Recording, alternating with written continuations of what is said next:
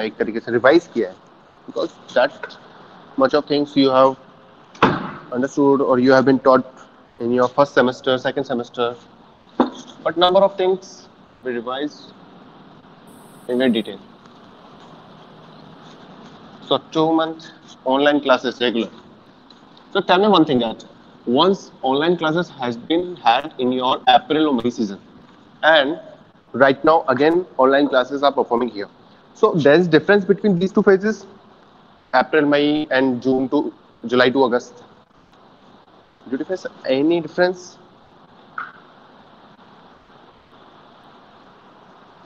Sir आपके lecture में तो नहीं लगता। तो बाकी सब सिमिलर चल रहा है।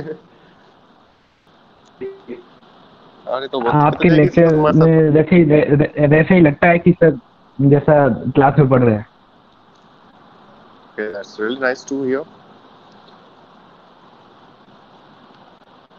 चलो, मैं मेरी जिम्मेदारी उठा सकता हूँ, और तो किसी को उठा नहीं सकता। बट दैट्स सर थोड़ा सा कैमरा अच्छा लगा ऊपर सुन के कर। कि हम तुम लोग को है ना, कैमरा थोड़ा सा ऊपर करूँ मैं, अब ठीक है? Okay perfect. ओके, सो पहले कुछ डिस्कस कर लेते हैं, एक दो दिन की चीजें ऐसा डिस्कस करते हैं कि number of student have shared their problem to me, but I was not able to solve them and I was not able to give them solution. मैं थोड़ा सा एबल नहीं था बिकॉज मैं थोड़ा सा बिजी था उस समय। सो नंबर ऑफ स्टूडेंट्स ने मेरे को प्रॉब्लम्स बताई, और कुछ एक दो प्रॉब्लम तो ऐसी थी कि जिसके अंदर ऐसा था कि या कुछ क्वेश्चंस मैटलैब के बेस पे ही कंप्लीट हो रहे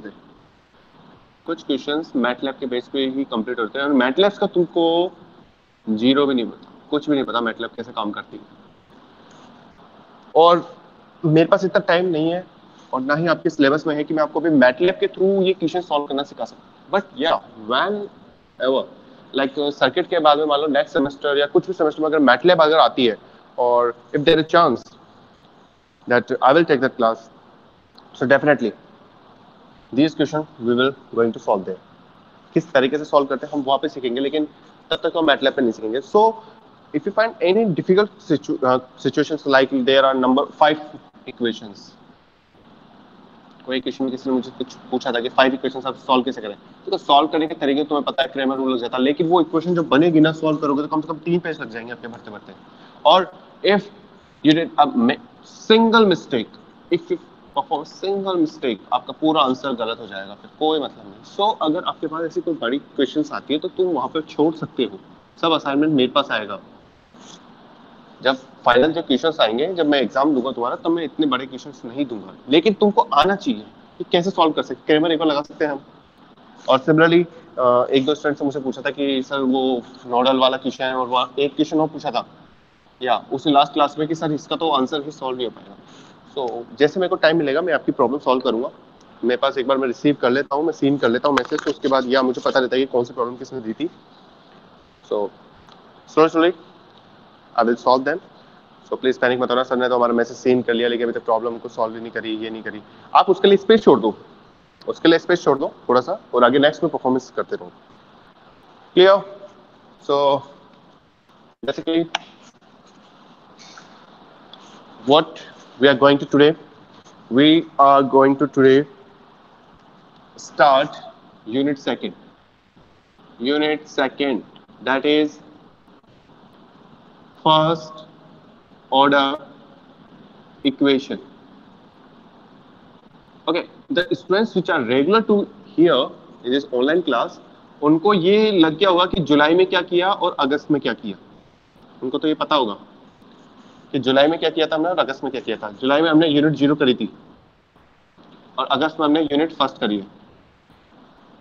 अब अगर ये उसके लिए बता रहा हूं मैं जो सिर्फ एक बार गलती से देख लेते हैं क्लास को कि क्या चल रहा है क्लास के अंदर, उनके लिए ये सिर्फ चीज। तो सितंबर में हमने यूनिट सेकंड स्टार्ट कर रहे हैं, तो लगभग मान के चलिए जब आपके एंड टर्म आने वाले होंगे, जब भी आपका फर्स्ट आएगा, तो ये सब कुछ कवर करूंगा मैं। यूनिट और यूनिट थर्ड भी स्टार्ट हो सकती है। हाँ, यूनिट थर्ड है आपकी एसी, अगर एसी स्टार्ट होगी तो उससे पहले मैं बेसिक्स ऑफ एसी सिखाऊंगा। So that would be pre of unit 3। कुछ ऐसा स्ट्रक्चर चलेगा। अब मैं थोड़ा आगे बढ़ रहा हूँ, मैं तुम्हारे को थोड़े यहाँ पे क्या बोलते हैं इसको, फ्लैश आ रहा है क्या यहाँ पे इस जगह? प्रॉब्लम नहीं है सर, ठीक है। विजिबल है ना? क्योंकि अगर मैं लाइट नहीं चलाऊंगा थोड़ा सा वेदर ऐसा हो रहा है इसलिए ब्लैक लगेगा वरना। So that would be your scheme. अभी हम यहाँ तक पहुंचेंगे, फर्स्ट ऑर्डर आएगा, फिर सेकंड ऑर्डर आएगा। देखिए उनसे पहले जहाँ पे एसी सेक्शन आ गया ना, जहाँ पे ऐसे वाले क्वेश्चंस आ गए, अभी तक मैंने एक भी क्वेश्चन नहीं लिया ऐसा। कैपेसिटर आ गया, फिर इंडक्टर आ गया, फिर ये आ गया, फिर ये आ गया, अभी तक मैंने एक भी क्वेश्चन नहीं लिया इसमें एसी आ। ठीक है? और टाइम टेबल चेंज हो चुका है, तुमको ठीक पता है। है ना? अभी बैक टू बैक मेरी लैब वाली यस क्लास है। सर। सो आज हम लैब के बारे में काफी चीजें पढ़ने वाले हैं। सो रेडी रहिएगा, हम वहाँ पे मिलेंगे अभी। ये वाला प्लेटफॉर्म नहीं लूंगा, वो वाला दूसरा रहेगा, वहाँ पे मैं तुमको उस पर लैब कंप्यूटर पढ़ाऊंगा उस पर। सो चलो हम अब स्टार्ट करते हैं। ये कुछ स्कीम है जिसके बेस पे हम आगे चलेंगे। So now what I am going to start in this first order equation. Direct मैं फर्स्ट ऑर्डर इक्वेशन समझाऊं? नहीं, इसको हम करेंगे करीबन 2-3 क्लास बाद। हम यहाँ पहुंचेंगे आफ्टर 2-3 क्लासेस। एंड मैंने कल नाइट में आपको रेसिप्रोसिटी और जो मिनिमम थ्योरम्स होती है जो मैंने करवाई थी वो सब मैंने आपको सेंड कर चुका हूँ। और प्लस मैंने आपको असाइनमेंट भी सेंड कर चुका हूँ। तो असाइनमेंट की मैंने लास्ट डेट दे दी है आपको, संडे जो था शायद 6 सितंबर है मेरे ख्याल से। 6 सितंबर को मैंने रात को 12 बजे तक का दिया है। हाँ 6 सितंबर को रात को 12 बजे तक का दिया है। हर स्टूडेंट का असाइनमेंट पहुंच जाना चाहिए। अगर किसी स्टूडेंट्स को 2, 4, 5, 10 क्वेश्चन में दिक्कत आती है तो वो स्पेस छोड़ो, वहां पर वो स्पेस छोड़ो, लेकिन सॉल्व करा हुआ दिखना चाहिए मुझे कि वहां पे उसने क्वेश्चन बना के सॉल्व करने की कोशिश करी है। और एक और चीज, one important thing is that question बड़ा बड़ा सॉल्व मत करना, वरना तुम्हारी पीडीएफ बहुत ज्यादा बड़ी हो जाएगी, फिर तुमको कंप्रेस करनी पड़ेगी, बहुत चीजें होगी। तो कोशिश सर करना कि तुम अगर कैलकुलेशन नोटबुक का, रफ में सॉल्व करके डायरेक्ट आंसर लिख सकते हैं ना? हाँ ऐसा कर सकते हो।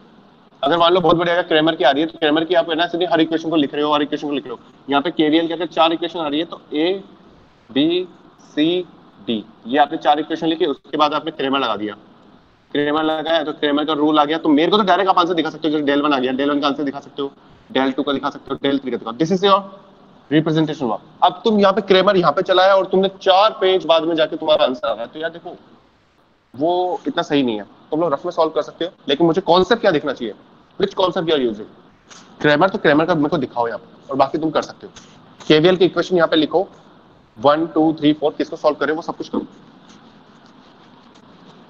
सो these information I have given to you. Assignment is in your classroom. Notes have been posted. और कुछ अभी चाहते हो मुझसे कि मैं ये कराऊं इस यूनिट से पहले, तो बता दो अभी पहले मेरे को कि सर वो करवा दीजिए पहले। अब डाउट क्लास की बात करते हैं, तो डाउट क्लास पहले एक बार आप लोग असाइनमेंट मुझे प्रोवाइड करो। जिन क्वेश्चंस में दिक्कत आ रही है मैं उन क्वेश्चंस को वापस सॉल्व करूंगा, और मैं कोशिश करूंगा कि सारे असाइनमेंट को वो क्वेश्चन को सॉल्व कर दूं मैं पहले। ठीक है? Any doubt? नो। तो मैं चलूं उसमें ही? Okay, so unit second. So first मेरे को एक बार सिलेबस खोल ले दो आप लोग का, वेट करिएगा।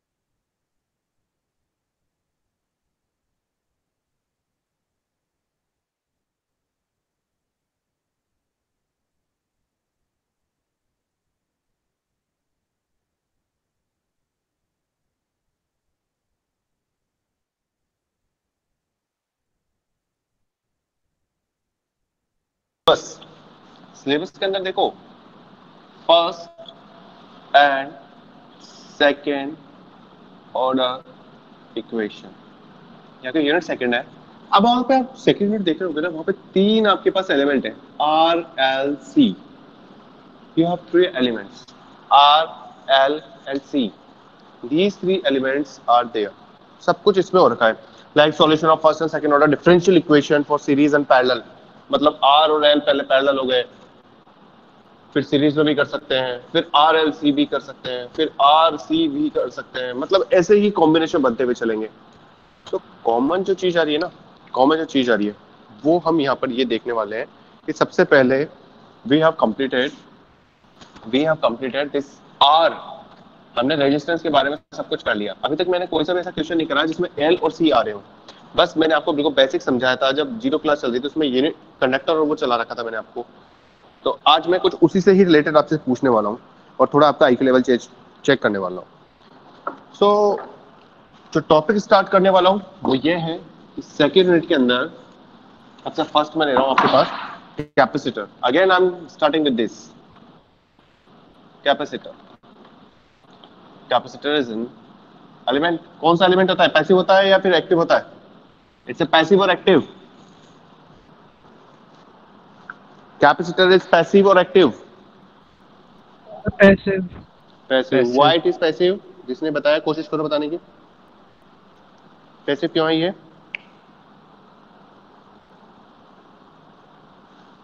नहीं पता?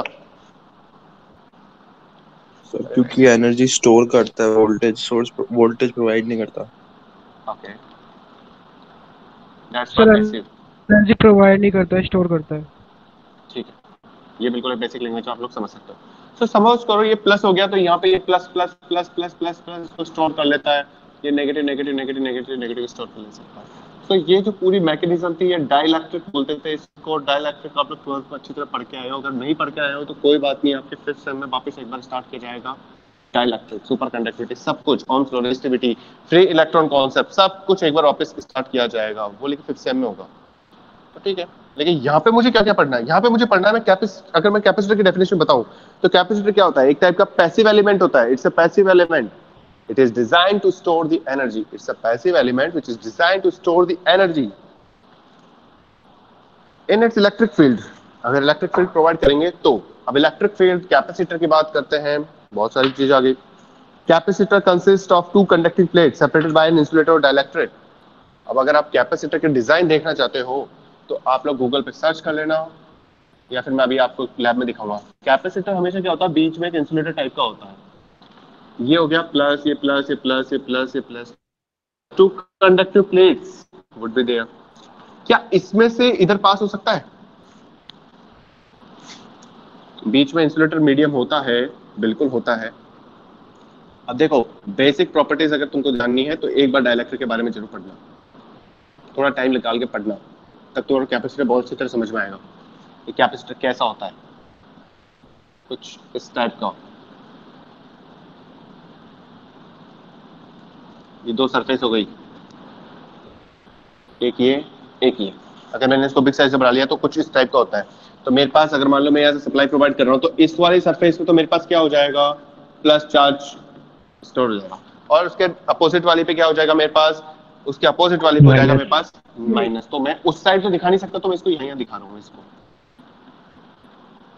सो अगर चार्ज हो गया तो दिस आर चार्ज। तो कौन सा चार्ज हो गया मेरे पास, मतलब सप्लाई मैंने कर दी, एक मैंने डीसी सोर्स ले लिया, वोल्टेज लगा दी मैंने यहाँ पर, प्लस माइनस यहाँ कर लिया, ठीक है। तो यहाँ से मैंने क्या प्रोवाइड कर दिया, चार्ज। चार्ज मतलब ये रहा, यहाँ पे पॉजिटिव चार्ज, यहाँ पे माइनस क्यू चार्ज। तो कैपेसिटर जो है, जो चार्ज हो गया, वो चार्ज क्या होता है, वो इक्वल होता है आपके जो कैपेसिटी, मतलब कैपेसिटी चार्ज है ना, किसके इक्वल हो गया, एक तरीके से प्रोपोर्शनल मान लिया हमने वोल्टेज के। तो हमारे पास क्या हो गया, इक्वल करेंगे C dot V। This is capacitor, मतलब इसे capacity to hold the charge, the capacity of particular element, capacity of particular shape that has a capacity to hold the charge. So Q equals to C upon C into V. Q equals to C dot V. Q equals to C dot V. So बहुत सारी definition होने में तो, लेकिन हमें इतनी सारी definition कुछ नहीं करना, हमें कुछ अवार्ड नहीं मिल जाएगा इतनी सारी डेफिनेशन अगर हमको याद भी कर लेंगे तो भी। इतना सा पता होना चाहिए हमारे को कि कैपेसिटेंस का फॉर्मूला हो गया, कैपेसिटेंस की यूनिट क्या होती है, फैराड होती है, ठीक है। साइंटिस्ट ने किया था, फैराडी साइंटिस्ट था। कैपेसिटेंस अगर मैं यूनिट निकालता हूं तो कैसे निकाल लूंगा यहाँ से, C equals to Q upon V। अगर मैं इसको 1 फैराड बोलता हूं तो 1 फैराड इक्वल्स टू क्या हो गया, कूलम्ब अपॉन वोल्ट। कभी कभार क्वेश्चन आ जाते हैं, ये बेसिक क्वेश्चंस होते हैं कि आपको ये फॉर्मूला पे नहीं बोलते हैं, ये फॉर्मूले पे आंसर नहीं आएगा। आपका फॉर्मूला आता है ये 1 farad is equals to how much coulomb and how much voltage. 1 farad is equals to how much coulomb and how much voltage. So that your answer would be unit 1. Answer आपका unit 1 आएगा। अब बात आती है, sir ये तो आपने charge के बेस पे बताया। सेकेंड, ये तो मैंने चार्ज के बेस पे बताया। अब सपोज करिए मेरे पास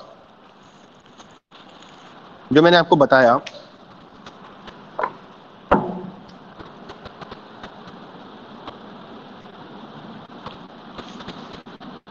ये इसका एरिया हो गया ए, एरिया मतलब बाहर का, क्रॉस सेक्शन एरिया मतलब बाहर का एरिया, और इनके बीच की डिस्टेंस हो गई डी। तो ऑब्वियस सी बात है जो होल्डिंग कैपेसिटी होगी वो शेप पे तो डिपेंड करती है।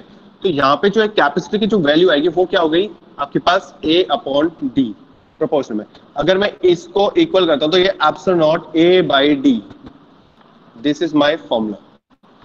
C equals to epsilon naught D, epsilon naught A by D, epsilon naught A by D, where this, देखो epsilon होता है यार, नॉट नहीं, ये epsilon का मतलब क्या हो गया, this is the permittivity of material. A आपके पास हो गया एरिया एंड D हो गया आपके पास दैट इज योर is क्या बोलेंगे इसको, distance between two plates, distance between two plates. This would be the parameters of C epsilon A by D। अब मेरे से वापस मैं पूछना, सर इसके एप्सिलॉन का परमिटिविटी का मतलब क्या होता है? नहीं पूछोगे तो बहुत अच्छी बात है, लेकिन फिर मेरा बताने का फर्ज है। परमिटिविटी एक टाइप की मेटल की ऐसी प्रॉपर्टी जो उस प्रॉपर्टी के कारण आपका ये मटेरियल कहीं भी रख दो वो कितना सपोर्टिव रिएक्ट करता है, that is known as your permittivity, that is known as permittivity. इसकी परमिटिविटी अगर अच्छी होगी, यूनिट तक होती है परमिटिविटी। ओके, सो अब दो टाइप के आपके कैपेसिटर होते हैं, मैं ये समझा चुका हूं, लेकिन मैं क्विक रिवीजन करवा रहा हूं एक बार, जिससे अब आपके कैपेसिटर दिमाग में रहे। कैपेसिटर क्या क्या वैल्यू रहती है, कैसे रहती है, मैं आपको सॉल्व ज्यादा कुछ नहीं कराऊंगा। लास्ट टाइम हमने बस एक एक दो क्वेश्चन कर रहे थे, तो आज इंडक्टर और कैपेसिटर दोनों कंप्लीट कर लेते हैं। अगर मैं बात करता हूं तो आपके पास दो टाइप के कैपेसिटर होता है। करंट हो गया आई, ये वाला कौन सा मेरे कैपेसिटर है ये तो पता होगा तुमको, बताइए कम ऑन। अरे ये तो बताओ मुझे, दो टाइप के कैपेसिटर है, ये कौन सा कैपेसिटर, ये कौन सा कैपेसिटर? फर्स्ट कैपेसिटर तो चार्जिंग हो रहा है। ओके, अभी मैंने चार्ज डिस्चार्ज वाला नहीं बताया था, लेकिन बस बात ऐसी है कि ये वाला आपका वेरिएबल, ये वाला वेरिएबल, ये वेरिएबल, ये फिक्स वन। सिंबल से देखो, पता करा करो, अभी सिंबल से पता करो वेरिएबल, और साइन कन्वेंशन तो मैं भी बताता हूँ कि कौन सा चार्जिंग में है, कौन सा डिस्चार्जिंग में है, कौन सा चार्जिंग में है और कौन सा डिस्चार्जिंग में है। अगर यहाँ पे जो वोल्टेज अप्लाइड हो रही है उसकी वैल्यू V से ज्यादा है एंड करंट की वैल्यू भी उससे ज्यादा है, या हम ये कह सकते हैं V की वैल्यू इससे कम और I की वैल्यू 0 से कम, तो क्या हो जाएगा, ये कैपेसिटर को बोलेंगे इज बीइंग चार्ज। ये सिर्फ ये रिटर्न वाली चीज है, अभी याद रखो। और अगर इनका प्रोडक्ट, दोनों का प्रोडक्ट अगर इन दोनों के प्रोडक्ट उनकी वैल्यू -0 आ रही है, मतलब 0 से छोटी आ रही है, तो इसका मतलब क्या हो गया? डिस्चार्ज। एक बार समझो मैंने क्या लिखा है इसको। अभी मैं पूरे एक्सप्लेन नहीं करूंगा, right now I am not going to explain each and everything. मैं सिर्फ इतना सा बताया आपको कि जो रिटर्न लैंग्वेज में होता है, जो एक स्टेटमेंट होता है, अगर v और i की वैल्यू 0 से ऊपर है,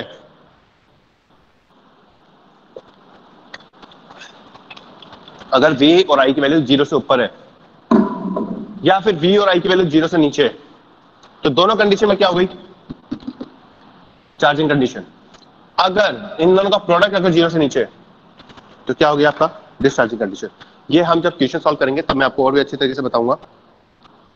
ओके, आगे चले। आगे तो अब हमारे पास क्या बचता है? आगे हमारे पास बहुत छोटी छोटी चीजें बचती है। कैपेसिटर आपका यूज किस किस काम में आता है? जो चीजें बोल रहा हूं मैं, ये सब कुछ मैंने नोट्स में भी लिख रखी है और आपको दिख जाएगी। अभी आपको समझना है, सुनना है एक तरीके से। Capacitor are used for, capacitor are used for, capacitor are used for, सबसे पहले क्या होता है? डीसी को ब्लॉक करने के भी काम आ सकता है, या फिर डीसी पास करने का काम आता है। किसको पास कर सकता है ये? एसी को भी पास कर सकता है, या शिफ्ट के लिए भी काम कर सकता है। Shifting of what? Shifting of phases. अगर मैं फेज शिफ्ट करना है तो मेरा कैपेसिटर काम आ सकता है। तो हमेशा कैपेसिटर को इतना समझ बोलना, it is used to store the energy, it can be used to block the DC, it can be pass the AC, it can be shift the phases, it can store energy, it can start motor, okay, block DC, pass AC। अब किसी किसी doubt आ रहा होगा sir कैसे कैसे होता है? अगर स्टार्ट मोटर की बात मैं कर रहा हूं तो ये अगर मैं आपको मशीन पढ़ाता तो मैं आपको समझाता कैसे करता है। स्टोर एनर्जी ये मैं बता सकता हूँ कैसे होगा, क्योंकि तो मैं आपको जब हमें वर्चुअल लैब चलेगी उसमें बता सकता हूँ। फेज शिफ्ट भी आपका मशीन में आता है। ब्लॉक डीसी और एसी ये आपकी इलेक्ट्रॉनिक सेक्शन में होते हैं। तो जब जो फैकल्टी पढ़ा रही होगी वो ऑटोमेटिक आपको ये बताती हुई चलेगी कि हाँ इलेक्ट्रॉनिक्स के अंदर हमारे पास ये ब्लॉक डीसी एसी पास एसी के भी काम आता है, ठीक है। और कई बार क्या होता है, कुछ इसका एक एडिशनल फीचर और होता है, वो होता है सप्रेस नॉइज। कोई भी क्या होता है, कई बार हम बहुत ज्यादा नॉइज करती है तो उस जगह हम कैपेसिटर लगाते हैं तो वो नॉइज को एब्जॉर्ब कर लेती है। Noise is what? Exciting of particles. कई बार क्या होता है, नॉइज होती क्या है? पार्टिकल का एक्साइटमेंट होता है, तो वो एनर्जी को एब्जॉर्ब कर लेती है। तो वहां पे भी हम क्या कर सकते हैं? एडिशनल कैपेसिटर को लगा सकते हैं। सो लास्ट क्लास में जब मैंने आपसे पूछा, नॉट लास्ट क्लास और वेरी बैक अगो, मतलब बहुत पहले की बात हो गई, तब मैंने आपसे पूछा था, तब आपको पूछा था कि कैपेसिटर का काम क्या क्या होता है। तो सिर्फ एक ने बोला था सर स्टोर एनर्जी का। अब देखो आपके पास हो गए 4 से 5 लोग, ठीक है। तो ब्लॉक डीसी का मतलब ये होता है, जैसे मान लो हमारे को पास करना है, पास करने होती है कोई चीज कि मतलब जैसे मान लो यहाँ पे हमारे को ब्लॉक करना होता है, हमारे को आगे नहीं भेजना, यहाँ पे स्टोरेज करना है तो लगा दो, और कुछ नहीं है इसका फीचर। ब्लॉक डीसी का मतलब ये है, मान लो मेरे को सप्लाई नहीं दे रही कुछ पर्टिकुलर टाइम पीरियड के लिए, कोई पर्टिकुलर सेकंड्स के लिए सप्लाई नहीं दे रही, यहाँ पे कैपेसिटर को इंट्रोड्यूस कर दो, स्विच ऑन कर दो, सारी की सारी एनर्जी क्या देगी? स्टोर हो जाएगी। फिर उसके बाद मुझे रन आउट करना है, ये सर्किट भी ऑन करना है। तो ये सब जो चीजें है ना, ब्लॉक डीसी पास, ये वाली सब चीजें आपकी इलेक्ट्रॉनिक सेक्शन में। इलेक्ट्रॉनिक सेक्शन में जब हम, जैसे आज मैं आपको है ना, जब लैब स्टार्ट होगी तो लैब के अंदर मैं आपको काफी कुछ चीजें पढ़ाने वाला हूँ। काफी कुछ चीजें, जैसे ब्रेडबोर्ड तुमको पता नहीं है तो ब्रेडबोर्ड के बारे में आज हम डिस्कस करेंगे काफी, क्लियर? सो नोट डाउन कर लेना, वैसे मैंने लिख भी रखी है चीजें। अच्छा तुम लोग नोट डाउन तो करते हो, ठीक है, नोट्स भी तुम लोग ले लेते हो, तो फिर नोट्स की प्रिंट आउट निकालते हो क्या तुम लोग, या फिर लिखते हो, या बस ऑनलाइन पढ़े? लिख रहे हो, दैट्स गुड। और क्या करते हो और लोग, आप लोग नोट्स का क्या करते हो? सर लिखते हैं। नोट्स बनाते हो खुद के? Yes sir. नहीं, लिखना से पढ़ना दोनों। देखो दोनों केस में आप लोग के, अगर तुम लोग क्लास में समझ लेते हो और फिर तुम नोट्स पढ़ते हो तो तुम लोग के लिए कोई नोट करने की जरूरत नहीं पड़ेगी वैसे तो। लेकिन अगर कोई करता भी है तो उसके लिए भी बहुत अच्छी बात है, कर रहा है, चीजों को कर रहा है, इंक्लूड करके रख रखा है बिल्कुल, यहाँ पे ऐसे भी हो रहा है, यहाँ पे वैसे भी हो रहा है, तो थोड़ा सा सब तरह सही है। लेकिन हाँ, जो ऐसा कर रहा हो कि सिर्फ नोट्स डाउनलोड करके और रख लेता है कि हाँ ये एक बार किया था, ये इस डेट को सर ने किया था, ये इस डेट को सर ने किया था, तो उनका तो नाम बोल रहे, कुछ नहीं कर सकते उनका। अच्छा ठीक है, अब देखो कुछ चीजें मैं बता चुका था लेकिन फिर मैं वापस करवा रहा हूँ कैपेसिटर के अंदर ही। क्यों होता है सीवी, अगर मैं टाइम के साथ में रेस्पेक्ट में अगर मैं डिफरेंशिएट कर दूं तो क्या हो जाएगा, डीवी अपॉन dt। तो ये हो गया I equals to C dot DV upon dt। Yes, ये मैंने बताया था आपको। This is current and voltage relationship, this is your current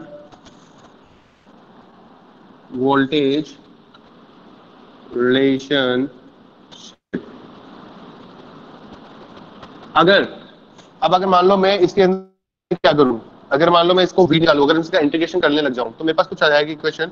तो अगर मैं इस इक्वेशन कुछ करता हूं, अगर मैं वोल्टेज करंट रिलेशनशिप निकालता हूं, voltage current relationship, voltage current relationship अगर मैं निकालता हूं तो मैं इस वाली इक्वेशन में क्या कर दूंगा, इंटीग्रेशन कर दूंगा। अगर इस वाली इक्वेशन का मैं इंटीग्रेशन कर, मेरे पास क्या आ जाएगा, v इक्वल्स टू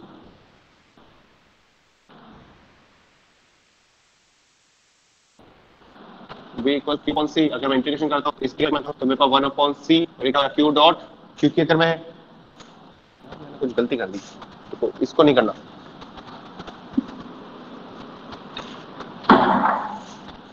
इस वाली की बात कर रहा हूं मैं। इसी को अगर मैं रिफॉर्म करूं, इंटीग्रेशन मत करो तुम, इसको अगर मैं रिफॉर्म करूं तो 1 upon c i dot dt, तो मैं t के रेस्पेक्ट में कर लेता हूं, t के रेस्पेक्ट में चल रहा है, कुछ नहीं करना मेरे को, इसको करूंगा तो भी आ सकता था लेकिन इसको मैंने कर दिया तो भी मेरे पास नॉर्मल इक्वेशन आ गई। सो ये इक्वेशन मेरी क्या कहलाएगी आपकी, ये इक्वेशन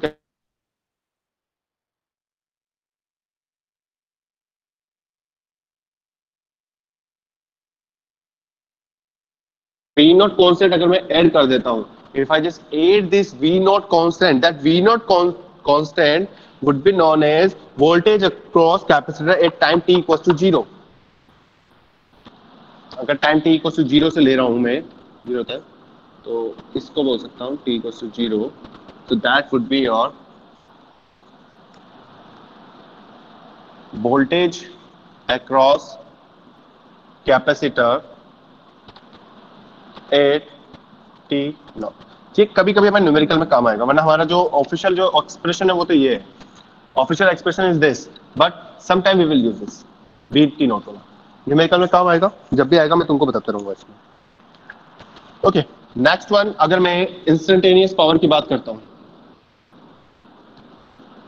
इंस्टेंटेनियस पावर, अगर इसकी बात करता हूं इंस्टेंटेनियस पावर की, तो पावर है तो P equals to VI, P equals to VI, then हमारे पास फॉर्मूला क्या होता है, मेरे को पता है, अगर मैं इसकी वैल्यू रखता हूं तो I की वैल्यू अगर मैं रख सकता हूं तो I की वैल्यू क्या रख सकता हूं मैं, I की वैल्यू यहां से रख सकता हूं, तो P equals to C dot dV upon dt, C dot V dV upon dt लिख सकता हूं मैं, यहां से मेरे पास वैल्यू आती है इंस्टेंटेनियस पावर की। और अगर मेरे को, और अगर मान लो मुझे एनर्जी की पावर निकालनी, एनर्जी तो क्या होता है, वर्क इक्वल्स टू क्या होता है, integration of P dot dt, integration कर दूंगा मैं पावर का तो मेरे पास वर्क आता है, work equals to power into time. तो मेरे पास क्या आ सकता है फिर, यहां से अगर मैं करता हूं, इसको सॉल्व करूंगा, इनफिनिटी टू माइनस टी, ये मैं सब कुछ चीजें बता चुका हूं, दैट्स व्हाई मैं इसको रनिंग वे में चला रहा हूं। ये सब चीजें मैं आपको बता चुका हूं, मैंने एक वो आपको एक टेबल भी बना के दे चुका हूं, तो दैट्स व्हाई मैं आपको इसको रोक रहा नहीं हूं कि मैं आपको समझाऊं कि कैसे आ रहा है कैसे नहीं आ रहा है। क्लियर है ना? किसी को अगर डाउट हो रहा है सर इतनी स्पीड में क्यों बता रहे हो आप, तो ये सब चीजें मैं बता चुका हूं, that's why I am just doing this. या वापस समझना है, ब्लर हो रहा है राकेश, ब्लर हो रहा है,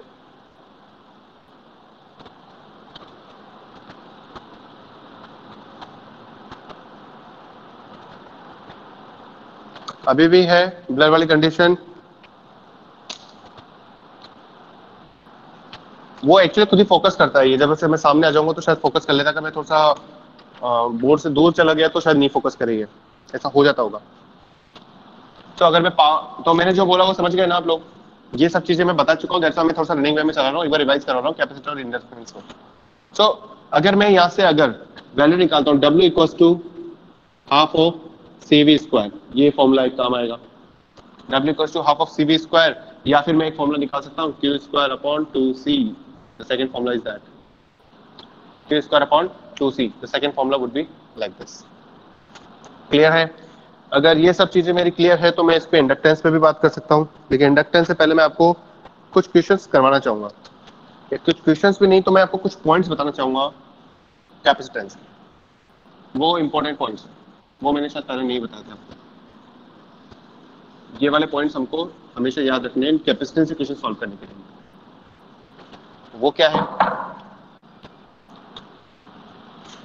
important points,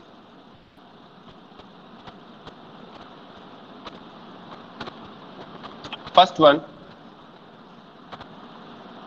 capacitor is always open at DC।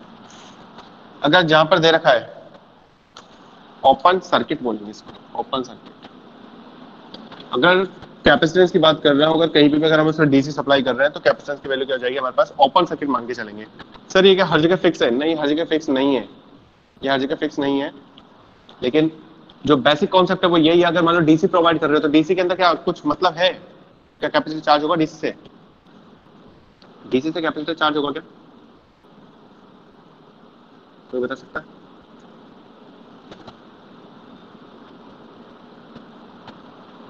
Guys मैं तुमसे पूछ रहा हूँ। नहीं सर, नहीं हो सकता।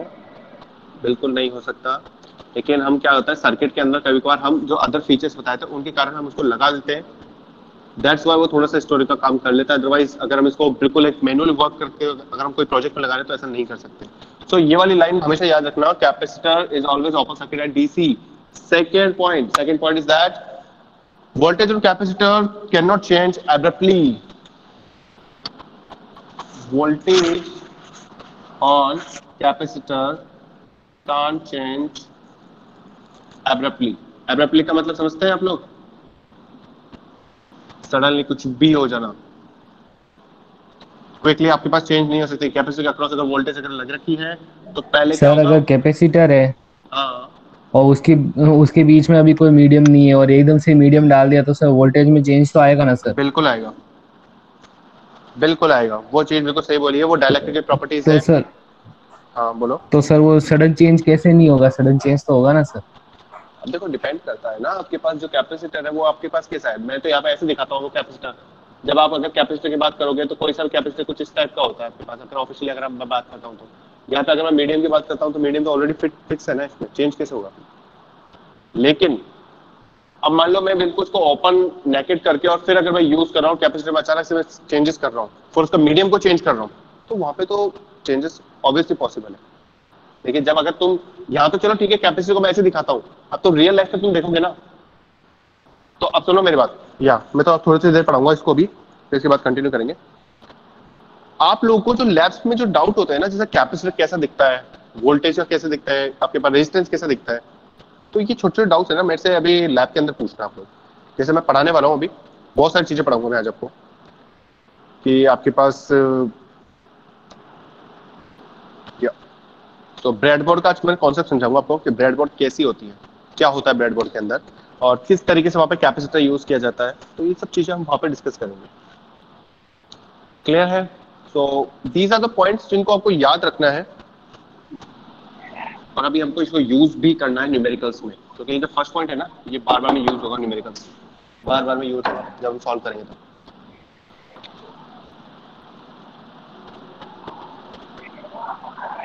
ओके, सो एक तो पॉइंट्स और हैं, वो मैं आपको लिख के मैं आपको वैसे बोल के दिखाता हूँ। तो ये छोटे पॉइंट्स हैं। एक पॉइंट ऐसा होता है, वो ये कहता है कि आइडियल कैपेसिटर जो होता है ना, वो सडनली आपके पास क्या होता है, एनर्जी को डिसिपेट नहीं करता। वो क्या करता है, पहले सर्किट से एनर्जी लेता है, पावर लेता है, स्टोर करता है, और उसके बाद में क्या करता है, स्टोरिंग एनर्जी होती है उसी को क्या करता है, वापस सर्किट को प्रोवाइड करता है। तो उसके पास क्या होता है, अचानक से खुद की कोई एनर्जी नहीं होती है, कैपेसिटर के पास खुद की कोई एनर्जी नहीं होती है। सर कैपेसिटर सोर्स से ही आपके पास क्या करता है, पहले स्टोर करेगा और अचानक से क्या करेगा, जब जरूरत होगी तब उसको रिलीज करेगा। अब एक बार बताओ, कैपेसिटर फुल चार्ज हो रखा है और तुमने सप्लाई बंद कर दी, तो कैपेसिटर के अंदर जो एनर्जी है वो कहाँ रहेगी? कैपेसिटर के अंदर रहेगी या कहाँ चल जाएगी? पास हो जाएगी सर वापस सर्किट में। कहाँ पे? सर्किट में कहाँ, किसके पास जाएगी? कैपेसिटर से सर्किट पर जाएगी। कैपेसिटर से सर्किट के पास? सर्किट तो ठीक है, सर्किट में कितने सारे एलिमेंट्स होते हैं, किस एलिमेंट्स के पास जाएगी? वापस सोर्स के पास चल जाएगी? नहीं सर, जो भी एलिमेंट लोड कनेक्ट कर रखा है उस पे। बिल्कुल सही। जो वो है ना सारी की सारी, एक बार जो लास्ट एनर्जी होती है ना, वो सारे लोड को देती है एक बार, तो मतलब एक बार ब्रेक करती है। अब इसलिए मैं समझाता हूँ आपको एक चीज। अभी तो मुझे इतना फ्लक्चुएशन दिखता नहीं है, लेकिन पहले अगर आपको ऐसा लगता हो तो पहले एक बार मैं चीज बताऊँ आपको। लेकिन यार आप लोग तो, आपकी एज तो इतनी नहीं होगी, 2020 के होंगे अभी तुम, मैक्सिमम 20 या इतने ही होंगे। तो 2000 के बॉर्न के हो सब? 2000 के पहले की बात की हो ना सब? Yes sir. या 2000 के पहले के हो कोई भी? इज देयर एनीवन जो 2000 से पहले का हो? अगर होगा तो भी कोई नहीं बोलेगा सर, मैं तो बहुत बड़ा हो गया इसलिए। एनीवेज, ठीक है, सुनो मेरी बात। तो एक ये आ सकता है, अगर तुम लोग लेजी बिहेव करोगे तो वो 16 साल के स्टूडेंट भी है ना, मेरे लिए तो बूढ़ा टाइप में लगेगा। 16 साल का भी मेरे को ऐसा लगेगा कि यार ये तो हो गया बस, इसका तो कुछ नहीं है। 17 का भी हो जाएगा। और अगर कोई बहुत अच्छा एक्टिव है तो वो 40 हो जाए, 45 हो जाए। अगर स्पोर्ट्स में खेलते हो तो बहुत अच्छा रहेगा। 921।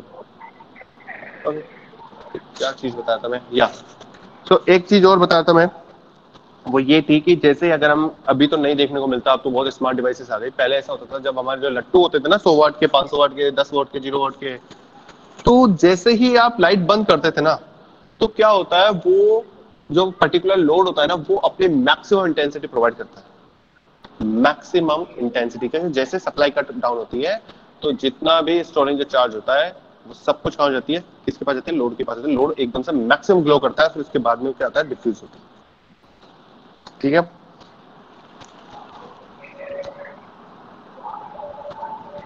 एक और पॉइंट है, वो याद रखना,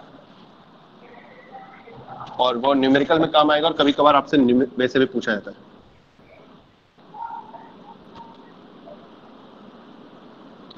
कि आपके पास अगर कोई नॉन आइडल कैपेसिटर होता है ना, ये आपका नॉन आइडियल capacitor.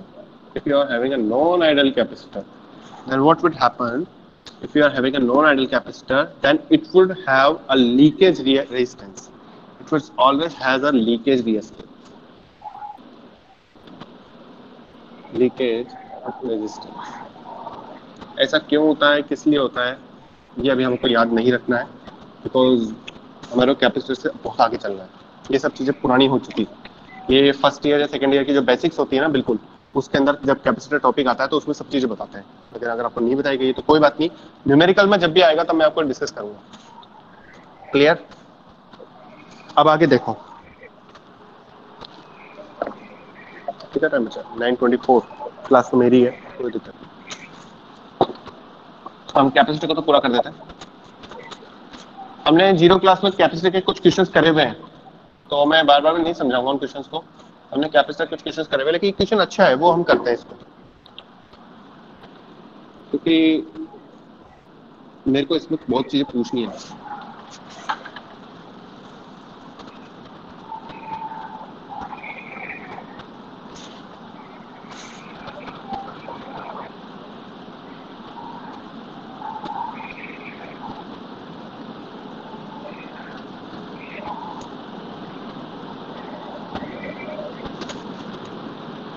ओके, ये वोल्टेज और टाइम में कर्व दे रखा है ना। Determine the current through a 200 microfarad capacitor. Determine current not in 200 microfarad capacitor when voltage is like this. Question is simple one. Determine the current through a 200 microfarad capacitor when voltage is like this. Can you solve this? सब लोग copy pen निकाल लो और solve करो इसको। Basic questions में आ गए अब हम। थोड़ी सी मैथमेटिक्स लगेगी। मुझे आंसर बताओ और मुझे वेव फॉर्म बनाओ, वापस करंट की वेव फॉर्म बना के दिखाओ। ये आपका ऑब्जेक्टिव क्वेश्चंस में आएगा। Everyone try to solve it. मैं आपको एक हिंट देता हूं। हिंट ये है कि मुझे निकालना है करंट और मेरे पास दे रखा है कैपेसिटर और वोल्टेज, तो I equal to C dot dV by D T. मैं ये निकाल सकता हूँ, I equal to C dot dV by D T. ये फॉर्मूला लगेगा।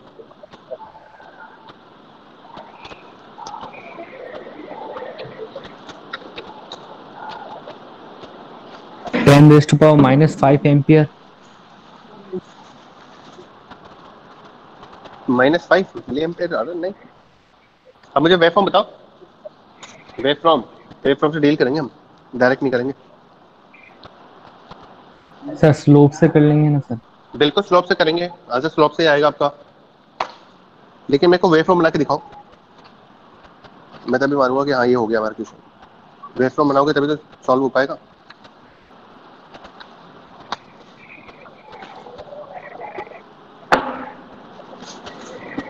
पहले तो वोल्टेज की इक्वेशन निकालो। वोल्टेज की है ना रेंज वाला, जो आपने सेट्स वाले फंक्शन पढ़े हुए हैं ना, सेट्स पढ़ के आए हो 12th क्लास के अंदर, सेट्स ऑफ फंक्शन, उसके अकॉर्डिंग आपके पास एक वेव फॉर्म होती थी। वेव फॉर्म के आपको सेट्स बनाने पड़ते थे, रेंज। तो यहाँ वोल्टेज की इक्वेशन लिखनी है। You need to write a voltage equation here. How we can write the voltage equation here, that's the question.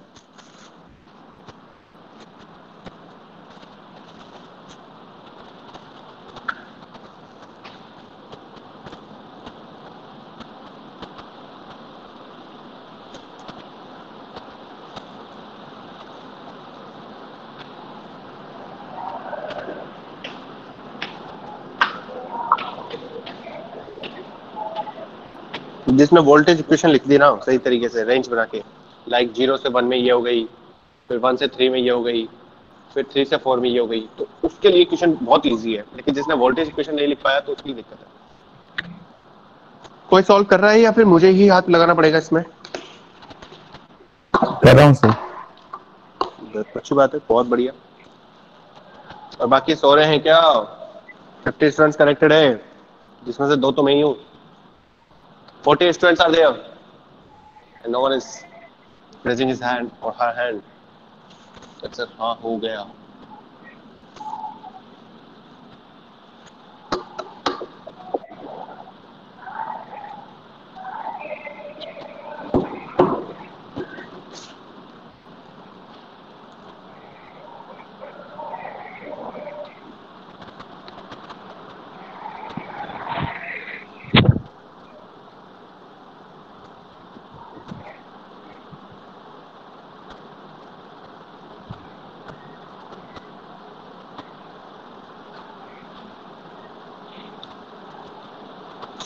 Okay चलो ठीक है। रौनक तुम कर रहे होंगे और शायद जहाँ तक है सही कर रहे होंगे, कोशिश तो ये रही होगी तुम्हारी। लेकिन अब देखो, मैं वोल्टेज इक्वेशन लिख रहा हूँ। जब भी इक्वेशन आए तो सबसे पहले सर वापस यही ग्राफ बनेगा? ऐसा ही ग्राफ बनेगा, लेकिन उसकी वेव फॉर्म कुछ अलग बनेगी, थोड़ी सी अलग बनेगी। साइनस वो सर 0.1 माइक्रो एम्पियर तक जाएगा, 0.1 माइक्रो एम्पियर तक जाएगा। बिल्कुल। और वापस नेगेटिव माइक्रो,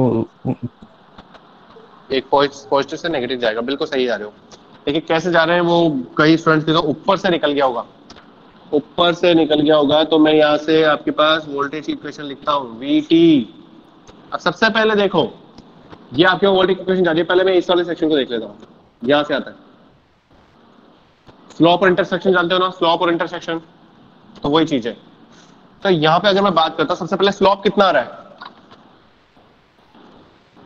स्लोप कितना है? अरे यार ये स्लोप इंटरसेक्शन ये तो मैं चीज नहीं बताने वाला, प्लीज। अगर ये बताऊंगा तो फिर मेरा हो गया, मैं सर्किट नहीं पढ़ा पाऊंगा। 50 दैट इज योर स्लोप। और साथ में क्या चल रहा है आपके टी, जो वोल्टेज है इक्वेशन में आ गया 50t। इंटरसेक्शन क्या है यहाँ पर? इंटरसेक्शन मतलब होता है कि जहां पे ये कट रहा है, तो वो कितना है अभी आपका?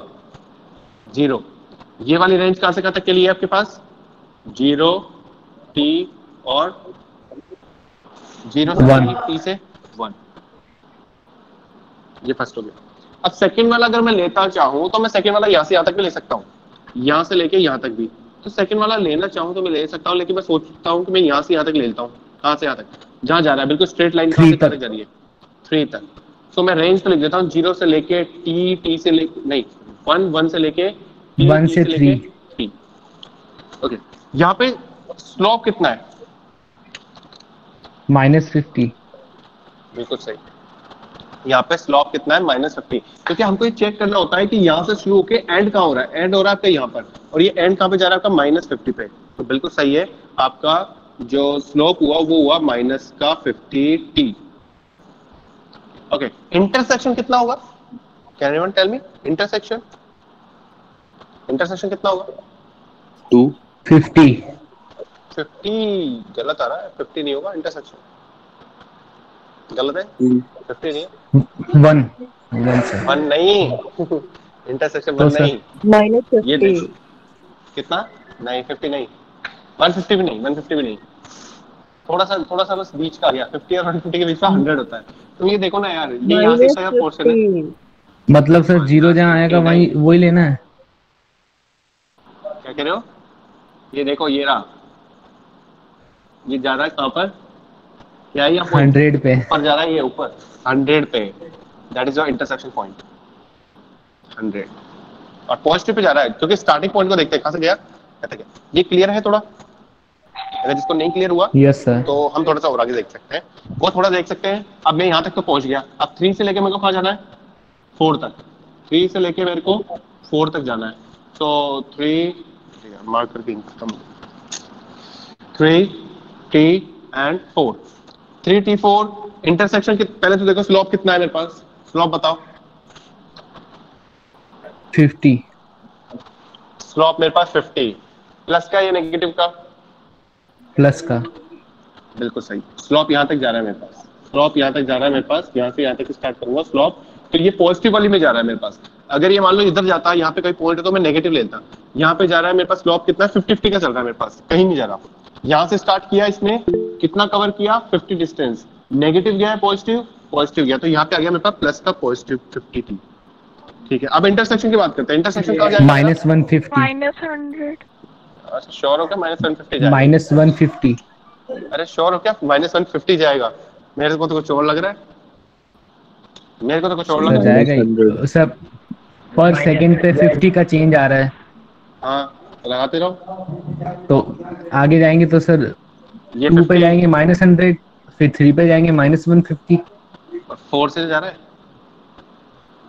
तो 3 से जा रहा है, तो यहाँ से तो जाएगा तो कहाँ तक जाएगा? 4 पे जा रहा है ना, 3 पे होता तो फिर भी आपको 150 बोलता मैं। तो ये जाएगा तो कहाँ तक जाएगा? 200 पे जा रहा है ये। करके देखना, ये जाएगा कहाँ जाएगा आपका? देखो मैं बता रहा हूँ, देखो पूरा मैसी हो गई चीजें, पूरी मैसी हो गई है, लेकिन आप लोग को समझ में आ रहा है तो बहुत अच्छी बात है। ये देखो, ये कहाँ गया आपका? 100 पे, और ये वाला 3 कहाँ गया आपका? -150 पे। तो ये कितना गया आपका? -200 पे। क्लियर है चीजें? यस और नो? तो ये कितना हो गया? 200, बट कौन सा वाला? माइनस का। क्लियर? यस और नो? Yes sir. अदरवाइज में कहा जाएगा? अदरवाइज में 0। So this is my voltage equation, this is my voltage equation. तो अगर मैं यहां पे अगर मैं सॉल्व करता हूं, अब मैं यहां पे आ रहा हूं फॉर्मूले पे, तो I इक्वल्स टू C की वैल्यू कितनी है? 200 माइक्रोफैरड। माइक्रोफैरड मतलब 10 टू द पावर -6 और -3, -6। अब मेरे पास क्या बचा? अब यहां से वोल्टेज की इक्वेशन लगानी है, तो वोल्टेज की इक्वेशन, लेकिन आप सोच के देखो वोल्टेज में क्या कर रखा है उसने? टाइम के साथ क्या कर रखा है उसने? डिवाइड कर रखा है। तो टाइम के साथ डिवाइड कर रखा है, तो क्या करूंगा मैं यहाँ पे? मल्टीप्लाई टाइम से। टाइम से मल्टीप्लाई नहीं, डिवाइड मतलब वो कर रखा है, डिफरेंशियल। अरे डिवाइड नहीं है, डिफरेंशियल है। हाँ ये सर डिफरेंशियल। डिफरेंशियल है, तो देखो 0 का तो कोई मतलब ही नहीं, क्योंकि यहाँ पे कोई इसके पास को वो लग रहा नहीं उसकी वेरिएबल वैल्यू, तो 0 का तो 0 रहेगा। 50t का कितना हो जाएगा? 50t का कितना हो जाएगा डिफरेंशियल? 50। अरे यार थोड़ा बोलो, मेरे को बुलवाओगे क्या पूरा भी? मेरे को 1 घंटे और बोलना है। 50। अब यहाँ पे देखो 100 है, तो 100 के भी कोई मतलब नहीं है, कोई वैल्यू नहीं है 100 की भी, क्योंकि 100 के साथ में कोई t की कोई वैल्यू नहीं आ रही। कोई वेरिएबल है नहीं, तो हमारे पास क्या हो जाएगा, टी की क्या हो जाएगी 0। ये तो पता है ना डिफरेंशियल कैसे करते हैं, या नहीं है? 3t का यस सर। डिफरेंशियल कितना होता है 3, लेकिन अगर 3 का Master. डिफरेंशियल करेंगे तो 0। सब कुछ बता रहा हूँ, और क्या चाहिए तुमको। यहाँ पे आ गया तो मेरे पास कितनी वैल्यू हो गई यहाँ पे -50, यहाँ पे कितनी हो गई +50, 0 की वैल्यू 0। ये रेंज देख लेना, 0 से 1, 1 से 3, 3 से 4, अदरवाइज। क्या आंसर आ गया मेरा? आंसर आ गया क्या मेरा? नहीं आया अभी। इसको इससे डिवाइड कर लेना, इसको इससे डिवाइड करोगे 200 बाई के ऊपर 6 चल जाएगा, तो ये सॉल्व करोगे तो आपके पास जो आंसर आ रहा है ना, वो मैं आंसर लिख दूं डायरेक्टली? कहाँ लिखूं आंसर? यहाँ बनाता हूँ मैं, छोटे से क्वेश्चन है लेकिन कौन से क्लियर हो जाएंगे तुम्हारे, तो तुम्हारे को फायदा है, मुझे नहीं है फायदा। कैसे सॉल्व करना होता है इसका एक और तरीका होता है, वो बहुत अच्छी मैथमेटिक्स आनी चाहिए तुम लोगों को, आती है वो y माइनस y1 अभी बताता हूँ मैं तुमको। चलो देखो i की जो वैल्यू आ रही है वो कितनी आ रही है मेरे पास, टोटल बताता हूँ मैं। स्लोप के यहाँ पे फॉर्मूले से भी सॉल्व हो जाता है ना सर? किसके? तो y equals to mx plus slope cy से स्लोप से आ जाएगा सर। बिल्कुल आया था, बिल्कुल आया था, क्योंकि आपको वही आना चाहिए, लेकिन वो मैं सिखाऊंगा अब आपको अदरवाइज। ठीक है, ये आपके पास इक्वेशन आ गया इसको सॉल्व करने के बाद। तो अब अगर मैं सॉल्व करता हूं तो मेरे पास करंट और टाइम के बीच में रिलेशन निकाल लेता हूं। ये हो गया पॉजिटिव का 10, ये हो गया माइनस का 10, ये मिली एम्पियर में है ये आंसर। तो ये 0 हो गया, ये 1 हो गया, ये 2 हो गया, ये 3 हो गया, ये 4 हो गया। तो 0 से 1 तक 10 है पॉजिटिव का, तो ये हो गया, और 1 से 3 नेगेटिव का चल रहा है, तो ये हो गया, और फिर क्या हो रहा है 3 से 4 पॉजिटिव का चल रहा है, तो ये हो गया। खत्म कहानी। Clear? No doubt? Clear sir. हो तो भी इससे सही तो मैं नहीं समझा सकता। अब इतने से क्वेश्चन को तो इससे सही तो मैं नहीं समझा सकता। हाँ एक तरीका और है वैसे मेरे पास, लेकिन वो तरीका आपको बता देता हूं मैं, जो शायद तुमको थोड़ी सी मैथमेटिक्स याद आ जाए कि तुम लोगों ने क्या किया था पहले। जब भी ऐसे क्वेश्चन होते हैं ना, तो उसमें ये वोल्टेज की इक्वेशन निकालने के लिए फॉर्मूला होता है, ऐसा कुछ रिलेटेड फॉर्मूला होता है, वो भी पूरा नहीं लिखना। y minus y1 x minus x1 equals to, ऐसा कुछ फॉर्मूला होता है, अगर तुमको याद हो तो। नहीं है याद? कोई बात नहीं, चलिए सर याद याद है ना? तो अगर किसी को याद नहीं है तो पहले पढ़ लेना एक बार, क्योंकि हमको हर क्वेश्चन इससे सॉल्व नहीं होता है। ये शॉर्ट ट्रिक बताइए मैंने, ये हर क्वेश्चन इससे सॉल्व नहीं होता है, पहले बताता हूँ मैं तुमको। ये क्वेश्चन तो बहुत इजी सा था, तो मैंने सॉल्व कर दिया। हाँ एक चीज और बता दूं, इस चीज का स्क्रीनशॉट लेना है, कुछ भी कर लेना, क्योंकि मैंने नोट्स में इस तरीके से नहीं बता रखा है कि ऐसे ऐसे डेड लाइन गई है वो गई, डायरेक्ट कर रखा है मैंने। क्लियर? सो अब मैं तुम्हारे को 9:50 या फिर 10 बजे तक मैं तुमको मिलता हूँ लैब में, है ना? 10 बजे तक मिलूंगा मैं तुम्हारे को लैब में। सो अटेंडेंस भी वही लूंगा, अभी ये नहीं ले रहा मैं तुम्हारी अटेंडेंस।